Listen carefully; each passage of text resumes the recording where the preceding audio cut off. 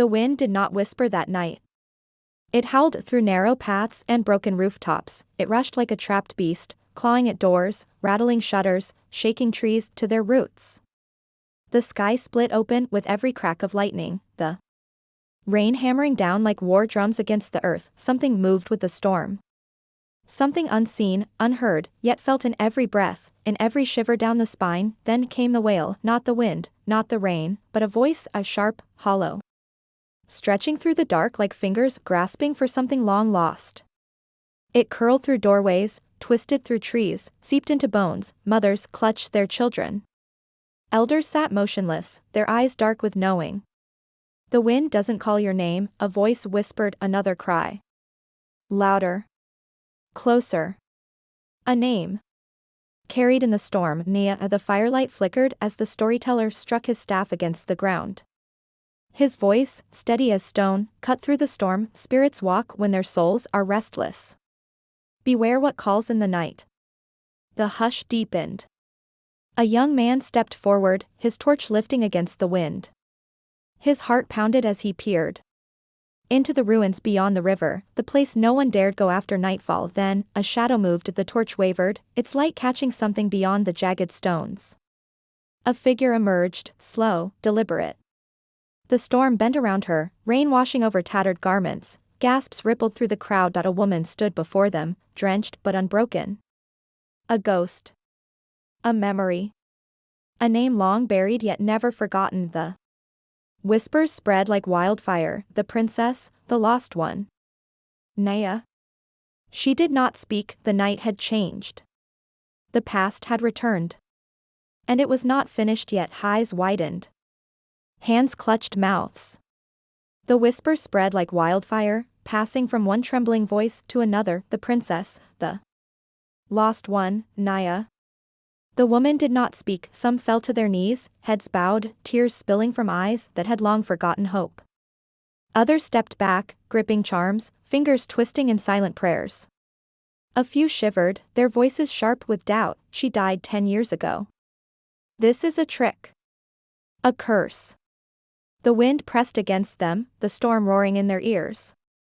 But none could turn away. The young man took another step forward, lifting his torch higher, his voice cutting through the whispers. If you are Princess Nyah, prove it. The silence stretched, the villagers pressed closer, waiting, hoping, fearing. Some called for the elders to decide. Others begged for answers, demanded explanations. The storm raged on, but she stood there, unmoved, her eyes burning with something deeper than the rain, heavier than words. Lightning split the sky. In its glow, the villagers saw the truth. This night had changed everything. Whether she was truly the lost princess or something else entirely, one thing was clear: the past was not done with them yet. The kingdom stood proud, its people thriving under wise and just rule. The land was fertile, the rivers full, and the songs of its people echoed in harmony. The king sat upon his throne, his queen beside him, their eyes shining with love for the kingdom they built together. The people revered them, not out of fear, but from the deep trust they had earned. It was a kingdom of honor, a land of peace. Until the night everything changed. There was one who shone brightest in the kingdom. A child born to lead, strong of heart and wise, beyond her years.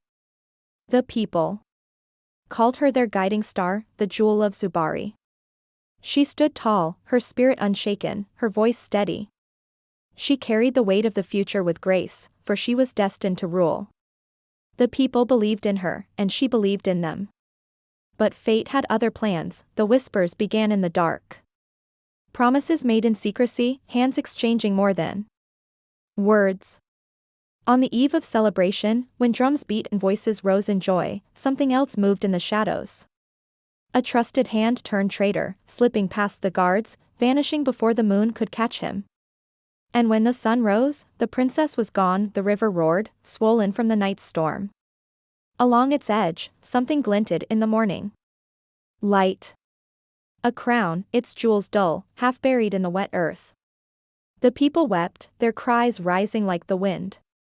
The river had taken her, swallowed her whole, left only this small, cruel reminder. The princess was lost, and with her, the kingdom's joy. The king stood before his people, his shoulders heavy, his eyes hollow. The weight of his sorrow pressed upon the land. His voice did not tremble, but the words carried the grief of a father, the pain of a ruler. He raised his hands, and the people fell silent. The drums of mourning sounded, the seasons changed, but not the whispers. Time moved forward, but the past refused to rest. Some accepted the river's tale, nodding when the elders spoke of fate. Others held tight to doubt, their hearts refusing to believe what their eyes had never seen. A body never found. A princess lost, not buried. A truth hidden in the currents, the one who vanished that night, the hand that betrayed, was never caught. Never punished. He had walked into the dark and left no trace. Did guilt drive him into the wilderness, or did he wait, watching, knowing that the past does not stay buried forever? A decade passed, yet the questions remained. Why had she been taken? What had he gained?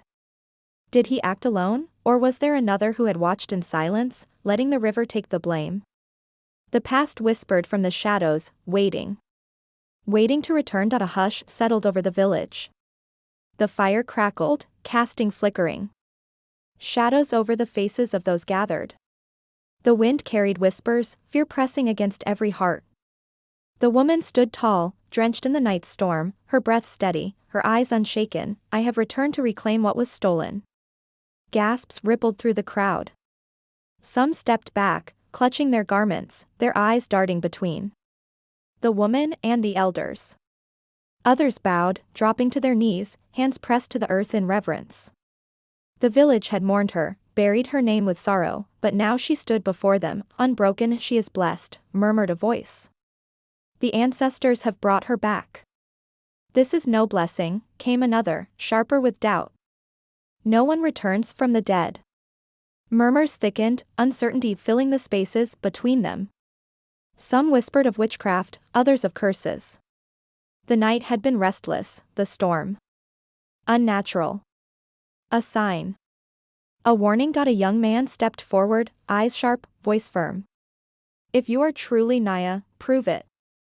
The crowd stilled. Eyes turned to her, waiting, judging. Without hesitation, she lifted her arm, pushing aside the tattered fabric. The scar, small yet deep, stretched along her wrist, a mark from long ago, a wound only the real princess could bear. The hush deepened. Mothers gasped. Elders exchanged glances.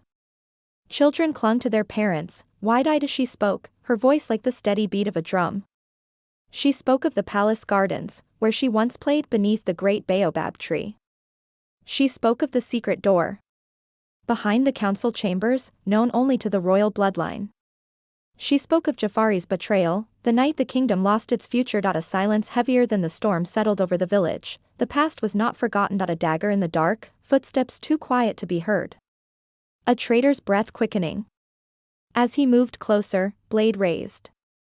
The shadows of the palace swallowing them whole. A desperate fight. A stolen child. A woman appeared in the dead of night, her hands calloused from the earth, her heart steady with purpose.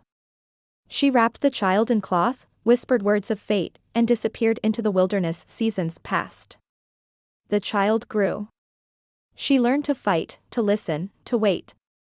The day would come when she would return, not as a lost girl, but as a queen. That day was now. The whispers of doubt had not faded when the night stirred once more. Beyond the village, something moved. A shadow. A rustle of leaves. A breath too close. A curse, low and sharp. A blade catching the faintest light. Someone had been waiting. The past had not finished its tale, the fight was only beginning. The village lay still, wrapped in the quiet of the night. The air, thick and heavy, carried something unseen, something unheard, yet something close. Eyes remained shut, dreams undisturbed, but the night was not empty. Something watched. Something waited. A whisper of dry leaves, the faintest shuffle of feet. A blade caught the moonlight, a dull glint against the darkness. A hooded figure lurked just beyond the threshold, breath steady, hands firm. The silence deepened, stretched, then cracked. A sudden grip on her wrist. A sharp whisper, urgent. Run. You're not safe. She turned, eyes meeting wide, panicked ones. The words pressed against her chest, heavy, real. The warning came too late, the knife sliced through the air, fast, deadly. She ducked, breath caught in her throat. The blade missed by a hair. A second strike came, quick, merciless. This time, she saw the face behind the attack, a name that should have been buried. A man who should have been dead. You should have stayed lost, princess. The words curled from his lips like smoke, cold and sharp. The past had returned, but not alone. It carried vengeance, hunger, unfinished business. She moved before the next strike. A sharp step back, a breath, then flight. The door burst open, feet pounding against the earth. Shadows shifted, figures raced. The hunter followed, relentless, asterisk. Through the trees, breath ragged, muscles burning. The hidden path, the warrior's way, a trail only the strongest dared tread. It lay ahead, waiting, the last chance to escape. The footsteps behind did not slow, the cave loomed, silent and knowing. Inside, the truth lay waiting. A truth hidden in the dark, buried beneath dust and time. Gold glinted, jewels shimmered, treasures stolen, treasures meant for a different throne. A slow step forward, voice thick with fury. Your father betrayed you first, Nyah. He knew I would come for you, and he let it happen. The words struck harder than any blade. The truth, or something twisted to resemble it. Doubt crept in, cold and suffocating. The weight of it pressed against her ribs. The past was heavy. But not as heavy as the fight ahead. The dagger came again, a blur in the dim light. She dodged. Countered, struck with fire in her heart. The battle was fierce, a clash of fate, of unfinished wars. The blade fell. A breath. A choice. She stood over the fallen figure, breath steady now, heart no longer racing. The power to end it, to erase the past, rested in her hands. But blood was not justice. You will not die by my hands, Jafari. The words sealed his fate. Not with steel, but with exile. The past was finished, but the future had only begun. The battle was won. But the truth remained, and the kingdom, now hers, would never be the same. The drums roared like thunder, echoing across the village. Feet stomped against the earth, voices rose in song, hands clapped in joy. The people danced, their hearts beating with the rhythm of the land. Laughter mixed with the sound of flutes and chants. The lost had returned, and sorrow had no place in this moment. The night belonged to celebration. The elders gathered, their faces lined with years of wisdom. Their voices carried weight, their words shaping the future. One stepped forward, his hand raised, calling for silence. The people stilled, waiting, eyes locked on the circle of elders. The voice rang clear, the lost princess has returned, and she is our rightful ruler. A roar of agreement swept through the crowd. Hands lifted to the sky, voices shouted her name. The past had tried to erase her, but the truth had risen from the dust. She stepped forward, her movements steady. The elders nodded, their approval. Silent but strong. She lowered herself, kneeling, head bowed. The crown, heavy with gold, heavier with duty, was placed upon her head. It gleamed in the firelight, a symbol not of power, but of responsibility. The weight pressed upon her shoulders, but she did not falter. The people watched, waiting, knowing that leadership was not just given. It had to be carried, but deep within, a truth remained. A truth unspoken, one that would never leave her heart. Her father had known. He had let the betrayal unfold, let the river take her name. A secret buried with time. Some wounds could not be healed. Some truths must remain untold. The people turned to her, eyes filled with expectation. The moment had come. A leader's first words could shape a kingdom. She breathed in, steady and firm, no more fear. No more betrayal. Only justice and unity. The words spread like fire. Whispers turned to cheers, uncertainty into trust. The past had been cruel, but it would not define what was to come. Mercy over vengeance. Strength over hatred. The mistakes of the past would not be carried into tomorrow. She forgave. Not because the pain had faded, but because the kingdom deserved peace. The traitor stood at the gates, his fate sealed. His eyes burned with something unspoken, anger, regret, perhaps relief. He took one last look before stepping into the wilderness, his shadow swallowed by the night, the sky softened, night fading into dawn. The sun climbed over the horizon, spilling gold across the village. The people lifted their heads, eyes filled not with fear, but with hope. The past had been written in sorrow. The future would be her own, and the kingdom, at last, was home again. The fire crackled, its golden glow flickering against eager faces. Small hands rested on bent knees, wide eyes locked onto the elder, waiting. His voice, deep and steady, carried the weight of many moons, of wisdom passed from one generation to the next. The hush around him was not of silence, but of listening. The dead may not return, he began, his voice low but strong, but the truth always does. The words settled into the air, weaving themselves into the embers that rose and disappeared into the night. Some truths could be buried, forgotten by those who wished to forget. But truth was patient. It waited in the shadows, in the whispers of the wind, in the eyes of those who could not let go. It could not be drowned, nor burned, nor silenced forever. He watched the children lean closer, their brows furrowed in thought.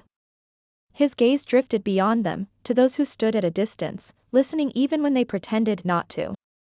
Betrayal can destroy, he continued, but justice must be guided by wisdom, not by anger. He turned toward the fire, watching the flames dance, watching how they flickered, how they could warm, or burn, depending on how they were tended. Revenge was a fire uncontrolled, consuming everything in its path. But wisdom was the flame in the hearth, steady, giving light, giving life. The lesson was old, but one that needed to be spoken again. His voice softened, but it did not weaken. A leader is not made by birth, but by trials.